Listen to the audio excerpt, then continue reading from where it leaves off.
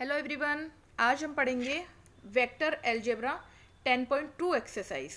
तो पहले 10.2 एक्सरसाइज करने से पहले कुछ लॉज हैं वेक्टर के, तो इन्हें पढ़ लेते हैं ताकि हमें फिर एक्सरसाइज करें तो हमें हेल्प मिल सके।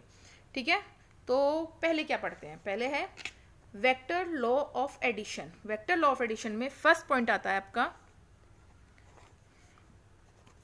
Triangle law of vector addition. देखिए इसमें क्या होता है, पहले मैं इसकी डेफिनेशन बताती हूँ, उसके बाद फिर मैं इसे फिगर के थ्रू आपको समझाऊंगी। इसकी डेफिनेशन क्या कहती है? इसकी डेफिनेशन है if two non zero vectors A and B are represented by the two sides of a triangle taken in the same order then the resultant is given by the third side of a triangle in the opposite order. क्या मतलब हुआ इसका? इसका ये मतलब है, देखिए अगर आपको ये ट्रायंगल दे रखा है इस तरीके से और ये हुआ ए बी और सी, तो वो कह रहा है दो वेक्टर है हमारे पास non zero A and B, और वो ट्रायंगल की टू साइड को रिप्रेजेंट करते हैं इस तरीके से। ए ये है और बी ये है, और उनका ऑर्डर सेम है। अगर ए इस डायरेक्शन में है तो बी ऐसे है। ठीक है, उनका ऑर्डर सेम है। वो कह रहा है इनका जो रिजल्टेंट होगा वो ट्रायंगल की थर्ड साइड होगा। बिल्कुल ठीक, चलो ये रिजल्टेंट हुआ, ये ट्रायंगल की थर्ड साइड हुआ। लेकिन पॉइंट क्या है? पॉइंट ये है कि जो रिजल्टेंट का जो ऑर्डर होगा ना, वो इनके ऑर्डर के अपोजिट डायरेक्शन में होगा। तो जैसे ये है, तो अगर ये होता तो सेम डायरेक्शन में होता, लेकिन वो अपोजिट डायरेक्शन में ये होगा। सिंपल है ना? चलो अब इसे किस तरीके से लिख सकते हैं? A B plus B C is equals to C A. नहीं, सी ए नहीं लिखेंगे। क्यों नहीं लिखेंगे? क्योंकि इसका ऑर्डर ये है। सी ए कब लिखते हैं? जब ऑर्डर ये होता, यानी कि इस तरीके से ऑर्डर होता। ठीक है, तो इसका ऑर्डर ये है, तो इसे कैसे क्या लिखेंगे हम? ए सी। तो ए बी क्या है आपका? ए, बी सी क्या है आपका? बी, इस तरीके से, और ए सी आपका है ए प्लस बी। ठीक है, अब इसका दूसरा पॉइंट क्या है वो देखते हैं। तो सेकंड पॉइंट इज पैरेललोग्राम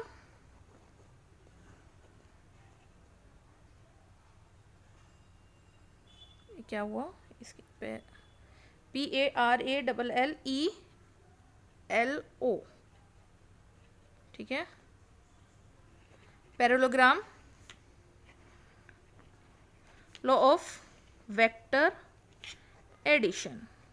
ठीक है, हाँ अब देखिए इसकी डेफिनेशन क्या है। मैं इसकी डेफिनेशन पढ़ती हूँ, आपको बताती हूँ, फिर उसके बाद में इसे फिगर के थ्रू ही आपको समझाऊंगी। देखिए इसकी parallelogram law of vector addition ये क्या कहता है? ये कहता है if two non zero vectors A and B are represented by the two adjacent sides of a parallelogram then the resultant is given by the diagonal of the parallelogram in opposite order. तो क्या मतलब है इसका? इसका मतलब ये है, देखो यहाँ पे ट्रायंगल का लॉ था तो मैंने ट्रायंगल बनाया था ना, यहाँ पे पैरेललोग्राम है तो ये पैरेललोग्राम बन गया। ठीक है, ए बी सी डी इस तरीके से बन जाता है। ठीक है, अब वो कह रहा है two non zero vectors A and B two adjacent sides. अगर ये एक साइड मैंने ये ली है तो दूसरी साइड में ये लूंगी। अगर मैंने ये साइड ली है तो दूसरी साइड में ये नहीं लूंगी। ठीक है ना? तो ए ये है तो ये बी हो गया। अब वो कह रहा है इनका जो रिजल्टेंट होगा वो इसका डायगोनल होगा। ये डायगोनल है, ये हुआ डायगोनल, तो ये रिजल्टेंट हुआ।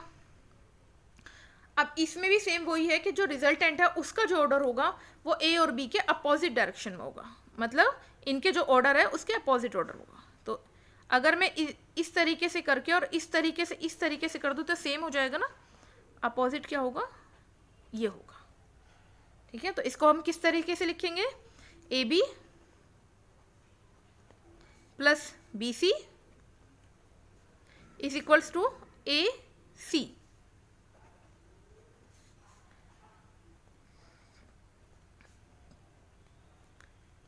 ठीक है, अब चलते हैं आगे। यहां तक आया ना समझ में? अब पढ़ते हैं इसकी प्रॉपर्टीज। प्रॉपर्टीज क्या होती हैं? नेक्स्ट पॉइंट है इसका प्रॉपर्टीज।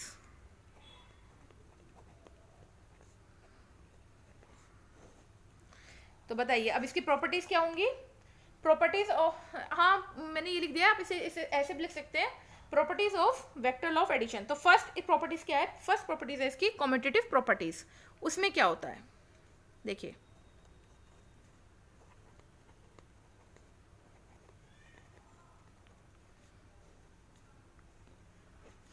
उसमें क्या होगा, कम्यूटेटिव प्रॉपर्टीज में क्या होता है, 8th क्लास से आप पढ़ते आ रहे हैं इसको, ये ठीक है, ये हो गई आपकी कम्यूटेटिव प्रॉपर्टीज। अब second is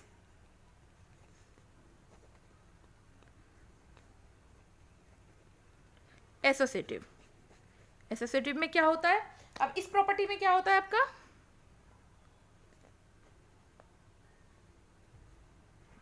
a vector plus B vector plus C vector is equals to, ये जो ब्रैकेट है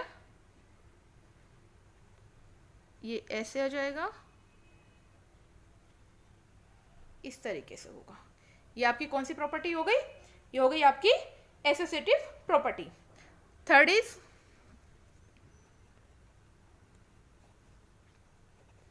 आइडेंटिटी एलिमेंट।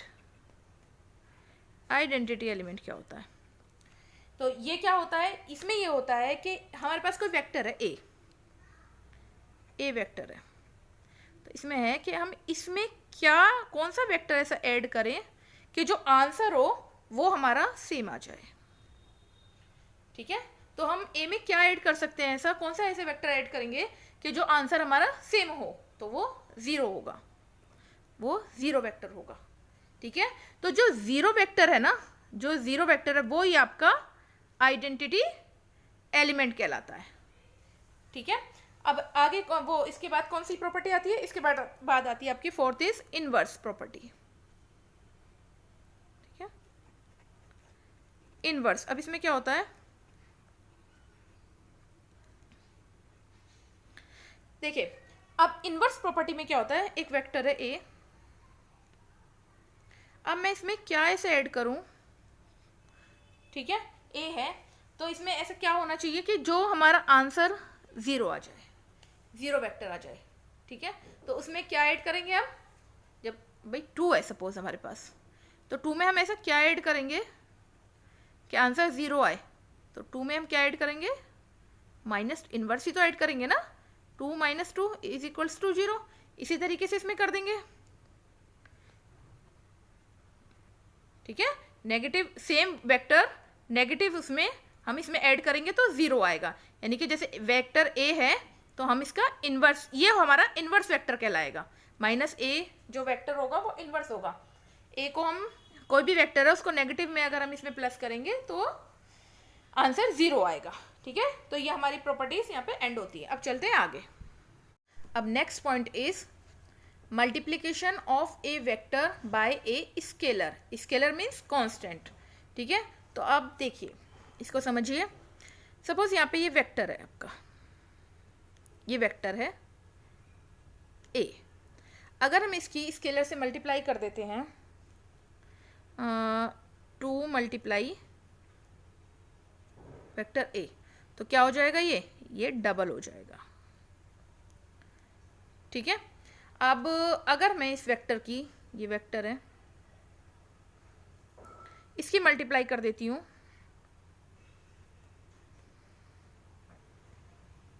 इससे, हाफ से, तो क्या हो जाएगा, ये आधा हो जाएगा।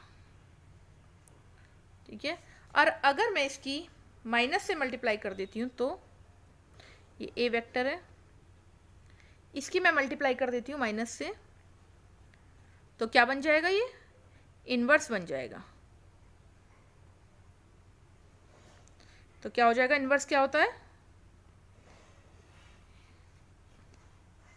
ठीक है ना, डायरेक्शन चेंज हो जाएगी, ये इस ऑर्डर में, ये इधर हो जाएगा।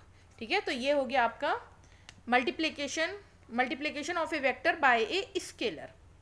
ठीक है, इस तरीके से होता है। अब आगे क्या पढ़ेंगे, अब आगे पढ़ेंगे कंपोनेंट ऑफ ए वेक्टर। ठीक है, तो अब नेक्स्ट टॉपिक है आपका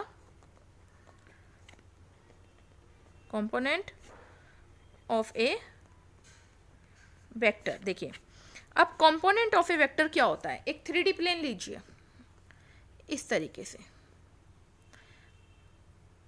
आप किसी भी रूम में बैठे हैं, अगर आप उसके कॉर्नर्स को देखेंगे, कॉर्नर्स में जाके बैठेंगे तो उसकी जो तीनों साइड्स होंगी वो एक दूसरे के परपेंडिकुलर होंगी। वही होता है हमारा 3D प्लेन।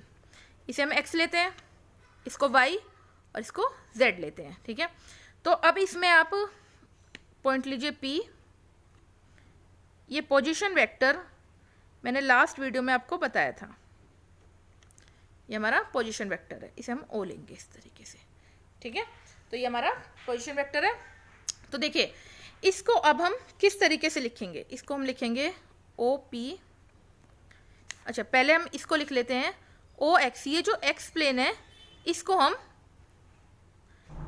I लिखते हैं, ये जो y प्लेन है इसको हम J लिखते हैं, और ये जो z है इसको हम K लिखते हैं, ठीक है।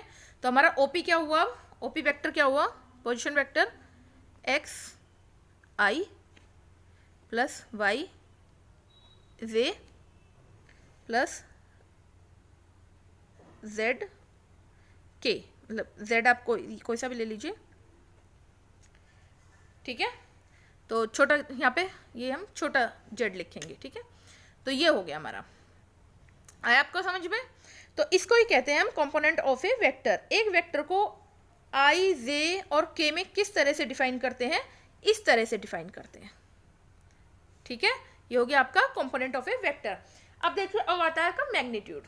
तो मैग्नीट्यूड मैंने पहले बताया हुआ है आपको, लेकिन यहाँ पे आप समझिए, हमें इसका पोजीशन वेक्टर जो है ये, इसका मैग्नीट्यूड निकालना है। तो मैग्नीट्यूड मोड होता है मोड ऑफ OP। तो मैग्नीट्यूड कैसे निकलता है, मैग्नीट्यूड कैसे निकलता है, x square plus y square plus z square, ठीक है, इसका रूट। ये होता है मैग्नीट्यूड, ठीक है। अब आगे चलते हैं। अब आता है आपका यूनिट वेक्टर। तो यूनिट वेक्टर क्या होता है, यूनिट वेक्टर होता है जिसका मैग्नीट्यूड 1 होता है। यूनिट वेक्टर जिसका मैग्नीट्यूड 1 होता है वो यूनिट वेक्टर होता है। तो लास्ट वीडियो है ना 10.1, उसमें मैंने यूनिट वेक्टर आपको बताया हुआ है। तो देखिए इसको किस तरह से डिनोट करते हैं यूनिट वेक्टर को। यूनिट वेक्टर को हम इस तरीके से डिनोट करते हैं, कैप से, ठीक है। इस तरह से करते हैं ना डिनोट, कैप से, ठीक है। तो अब हम इसे क्या लिखेंगे, इसकी डेफिनेशन क्या होगी यूनिट वेक्टर की। इसको हम इस तरीके से लिख सकते हैं,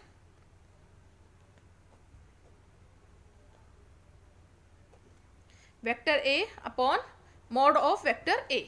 ये इसकी डेफिनेशन है, ठीक है। इस तरह से लिख लेंगे। अब यहां तक आपका होता है। अब आगे इसका कौन सा पॉइंट है, अब चलते हैं आगे। देखिए अब हमारा नेक्स्ट पॉइंट है वेक्टर जॉइनिंग 2 पॉइंट्स। तो 2 पॉइंट्स का जॉइनिंग। देखिए पहले हम 3D प्लेन बनाएंगे इस तरीके से, x y और z, ठीक है। ये बनाया हमने। अब 2 पॉइंट्स बोले हैं तो हमें 2 पॉइंट्स लेने पड़ेंगे। एक पॉइंट ये ले लीजिए और एक पॉइंट ये ले लीजिए। ये हो गया आपका P, ये हो गया आपका Q। यहाँ पे आपको पता ही है 0 0 0। अब इसको इससे यहाँ पे जोड़िए और इसको इस तरीके से, ठीक है। ये हो गया आपका, ठीक है।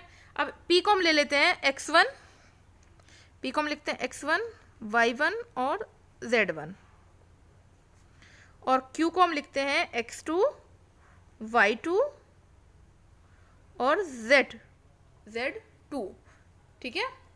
आ रहा है ना समझ में सबको, x2 y2 और z2। ये x1 y1 और z1 हमने 2 पॉइंट्स लिए क्योंकि इसने 2 पॉइंट्स की जॉइनिंग का, यहाँ पे वेक्टर जॉइनिंग 2 पॉइंट्स हमारे पास टॉपिक ही ये है, ठीक है। तो इसलिए हमने 2 पॉइंट्स लेके उन्हें ज्वाइन कराया।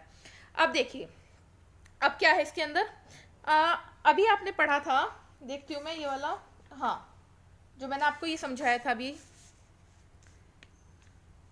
देखिए ये बताया था ना मैंने ट्रायंगल लॉ ऑफ वेक्टर। तो उसमें मैंने क्या बताया था, ट्रायंगल लॉ ऑफ वेक्टर के अकॉर्डिंग इसको देखेंगे कि जो इसका जो रिजल्टेंट था उसकी जो डायरेक्शन थी इन दोनों से अपोजिट डायरेक्शन में था। ये इसकी ये है, इसकी ये है, तो ये ना होके इसकी ये डायरेक्शन थी, तो ये लगा था ना इसमें, ये फॉर्मूला था एक तरह से।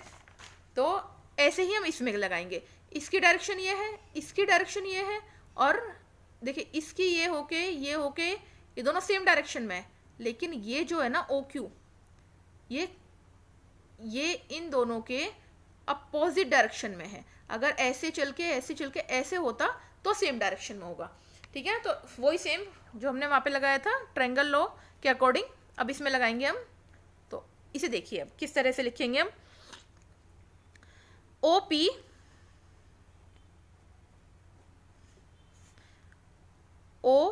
P plus P Q is equals to O Q. O P plus P Q is equals to O Q. ठीक है, ये आती है ना बात समझ में। देखिए अब हम पी क्यू निकालेंगे, यहाँ पे हमें पी क्यू निकालना है ना, ज्वाइनिंग निकालनी है ना इन दोनों की। तो P Q is equals to O Q minus O P, इस तरीके से लिख सकते हैं इसको। अब क्या लिखेंगे हम, P Q is equals to O Q. O Q कहाँ पर है हमारा, ओ क्यू, तो ओ क्यू हमारा क्या बैठेगा, ओ क्यू हमारा होगा ये x2 है। ठीक है, ये x2 है, तो हम इसे किस तरीके से लिखेंगे, देखो ये तो 0 0 0 है यहाँ पे तीनों पॉइंट, तो इससे तो फिर कोई फायदा नहीं होगा, क्योंकि x2 माइनस 0 करेंगे तो इससे तो हम x2 ही लिखेंगे। तो x2 i plus y2 j plus z2 k। ठीक है, अब आता है हमारा OP। OP ये है, माइनस आएगा, भी माइनस है ना बीच में, तो माइनस आएगा x1 i plus y1 j plus z1 k। ठीक है, इतना समझ में आ रहा है। अब देखिए x2i माइनस x1i, तो i बाहर कॉमन ले लेंगे, x2 माइनस x1 आ जाएगा। ठीक है, इसी तरह से प्लस यहाँ पे ये है y2j माइनस y1j, तो क्या आ जाएगा बाहर कॉमन, j कॉमन आ जाएगा, y2 माइनस y1। इसी तरीके से ये हो जाएगा आपका। ठीक है, ये हमारा क्या है, ये हमारा है पी क्यू। ठीक है, ये हमारा आ गया इस तरीके से। अब इसका मैग्नीट्यूड निकालना हो तो वो कैसे निकालेंगे हम, mod of P Q is equals to x2 minus x1 का square plus y2 minus y1 का square plus z2 minus z1 का स्क्वायर, और इसका रूट ही होता है ना। ठीक है, तो हमारा यहाँ पे कौन सा पॉइंट क्लियर हुआ हमें, वेक्टर जॉइनिंग टू पॉइंट्स। ठीक है, ये पॉइंट हमें यहाँ पे, ये टॉपिक यहाँ पे हमें क्लियर हो गया। ठीक है, अब चलते हैं आगे। अब हमारा नेक्स्ट टॉपिक है सेक्शन फॉर्मूला, तो देखिए उसे करते हैं। सेक्शन फॉर्मूला, अब इसमें क्या होता है, सेक्शन फॉर्मूला में क्या होता है, देखिए हम एक वही 3D प्लेन लेंगे, पहले इस तरीके से लेंगे इसको, x हो गया आपका, ये y और ये z। ठीक है, अब इसमें हम पॉइंट लेते हैं। पहले हमने ये लिया P पॉइंट लिया, ठीक है, और इसको हम बोलेंगे A वेक्टर। ठीक है, और एक हमने लिया यहाँ पे इस तरीके से Q, इसको हम बोलेंगे B वेक्टर। ठीक है, अब हम लेंगे पोजीशन वेक्टर। मैंने ये पोजीशन वेक्टर लिया है यहाँ पे, ये R। ठीक है, ये मैंने पोजीशन वेक्टर लिया है। इनको सबको इस तरह से ज्वाइन कर देते हैं। ये एक P है, ये पॉइंट P लिया है, ये Q लिया है, और यहाँ पर मैंने एक पोजीशन वेक्टर लिया है जो P और Q के इंटरनली यानी कि यहाँ बीच में लिया है मैंने, ठीक है ना। तो ये इंटरनली है। आगे चल के मैं जब R को बाहर लूँगी पोजीशन वेक्टर को, तब मैं उसको एक्सटर्नली बोलूँगी, तब आप देखना उसको, ठीक है। पहले हम इसका फॉर्मूला देख लेते हैं। तो देखिए अब इसका क्या फॉर्मूला होगा, मैं इसको M लेती हूँ, ये R और P के बीच में जो होगा ये क्या हमारा होगा, ये M होगा। R और P के बीच में मैंने M लिया है, और Q और R के बीच में मैंने N लिया है, ठीक है। अब इसका जो फॉर्मूला बनेगा, क्योंकि R यहाँ पे पोजीशन वेक्टर बीच में है, तो इसका क्या पहला इसका बनेगा हमारा इंटरनली। तो देखिए अब इंटरनली OR का क्या होगा, M की मल्टीप्लाई होगी B वेक्टर से, N की मल्टीप्लाई होगी A वेक्टर से, और नीचे क्या आ जाएगा M प्लस N। ये आपका इंटरनली का फॉर्मूला है, ठीक है। अब देखते हैं आगे, अगर मैं इस पोजीशन वेक्टर को बाहर लेती हूँ तो किस तरह से लिखूंगी। पहले वही बनाएंगे सिंपल अपना 3D प्लेन इस तरीके से। ये आपका क्या हो गया, x y और ये हो गया आपका z, ठीक है। अब आपका ये पॉइंट है P, ये पॉइंट है Q, और ये जो बाहर मैंने पॉइंट लिया है ये पॉइंट है आपका R, ठीक है। अब मैंने ये पॉइंट आपका बाहर ले लिया है। तो अब इसको किस तरीके से लिखेंगे, पहले तो जो देखो P है तो वो तो मैंने A ही लेना है, जो Q है वो मेरे को B ही लेना है। अब N क्या होगा इसमें, N ये होगा आपका, और M क्या हो जाएगा, M ये RP यहाँ से यहाँ तक, यहाँ इस पॉइंट से लेकर इस तक ये आपका M हो जाएगा।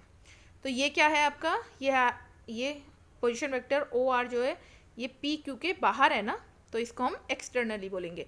तो अब इसको किस तरह से डिफाइन करेंगे, इसको किस तरह से लिखेंगे, देखिए तो अब इसे किस तरह लिखेंगे, OR is equals to M और B, ये है ना आपका ये आ रहा, ठीक है, MB माइनस NA पॉन, आपका इस तरीके से ये लिखा जाएगा, ठीक है। ये फॉर्मूले याद करने के होते हैं, इन्हें अच्छे से याद करिएगा क्योंकि क्वेश्चन इन्हीं पे डिपेंड होते हैं। MB minus NA upon M minus N। अब देखते हैं हम आगे मिड पॉइंट कैसे देखेंगे। देखिए मिड पॉइंट देखने के लिए मिड पॉइंट क्या होता है, अब मिड पॉइंट ऑफ OR, पहले मैं इसको समझा देती हूँ। देखो यहाँ पे सिंपल वही बनाना है, x y dz, P है, ये आपका Q है, और ये आपका R है। तो ये मिड पॉइंट हुआ ना, OR पोजीशन वेक्टर हुआ, तो ये मिड पॉइंट हुआ। तो इसको किस तरीके से लिखेंगे, A और ये आपका B है। तो मिड पॉइंट अगर निकालना है मैं, तो मिड पॉइंट हम कैसे निकालेंगे, A प्लस B अपॉन 2, ठीक है। तो यहाँ पर सारे पॉइंट आपको क्लियर हो गए। अब करते हैं एक्सरसाइज 10.2 शुरू करते हैं।